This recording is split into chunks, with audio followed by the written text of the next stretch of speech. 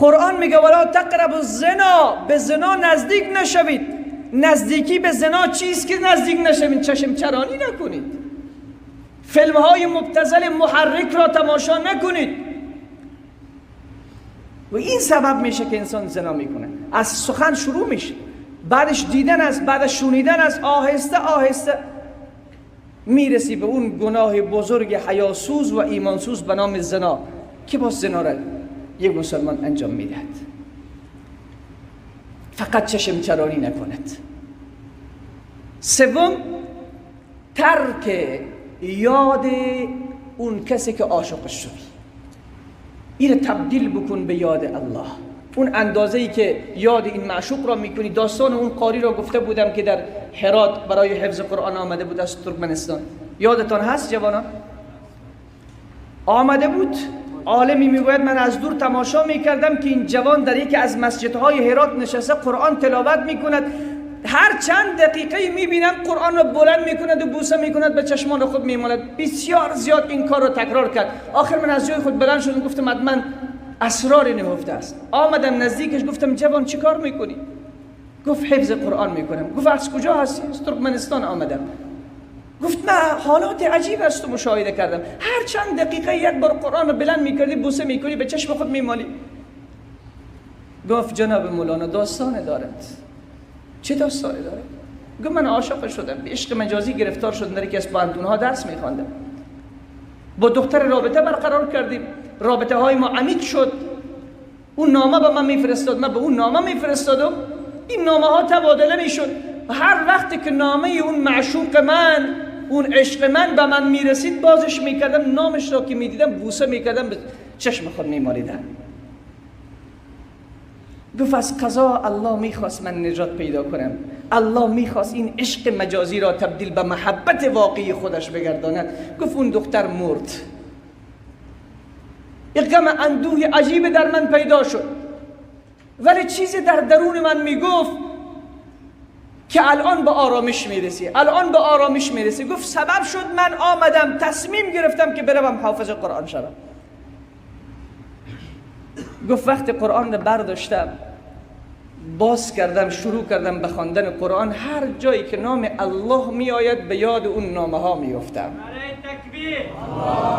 هر جایی که نام الله می آید به یاد اون نامه ها می افتم که ای فلانی تو یک دختر را اسمش را می بوسیده، الان اسم خالقت هست، الان محبت واقعی، عشق حقیقی را پیدا کردی که آرامت می کند، زنده‌ات می کند، قوتت می دهد، جرأتت می دهد، شجاعتت می دهد، تر و تازه‌ات می کند. الان به این عشق دست پیدا کردی.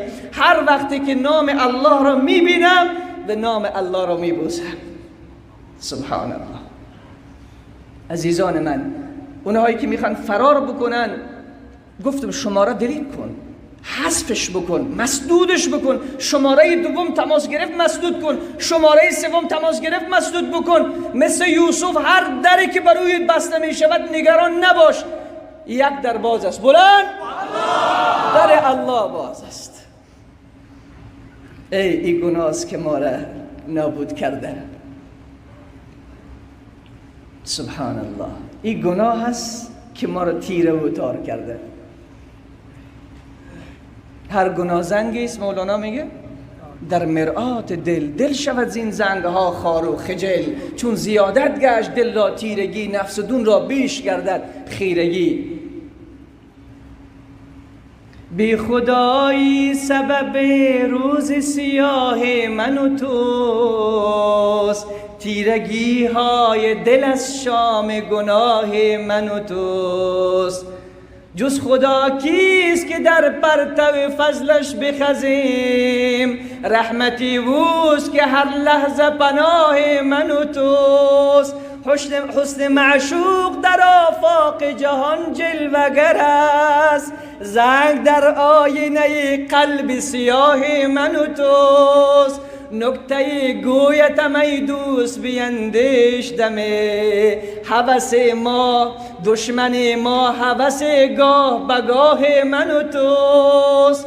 دشمن حقیقی ما این نفس است. به این نفس اعتماد نکن جوان. امروز بی خدایی سبب روز سیاه من و توست. چرا روز ما سیاست؟ چرا نان نداری؟ چرا مشکلات خانه زیاد است؟ چرا بچه گوش نمیکنه؟ چرا با زن اتفاق نداری؟ گناه میکنی جوان عزیز.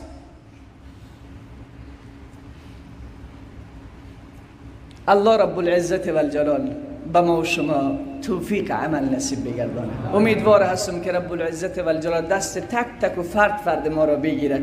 و خاصه ای که از جوانان دارم یاد فراموش نکنید جوان عزیز، اگر داخل گوشیتی که از علما صحبت میکرد، گفت داستان را تعریف کردم، بعد از سخنرانی که تمام شد گفت یک جوان به پیش من آمد، گفت جناب مولانا وقت تو تعریف اون جوان زناکاری که از زنا توبه کرده بود میکردی، من دیدم یک جوان در کنار من نشسته بود، گوشی خود را کشیده بود، شماره ها را یکی پی هم حذف کرده میرفت، قطرات اشکش از چشمایش جاری بود. رسول خدا میفرماید لا یلیج النار رجل من بکا من خشیت الله، کسی که قطره اشک از ترس الله از چشم خود میریزاند، الله ایره به آتش جهنم نمیسوزاند، ایره از آتش جهنم دور میکند.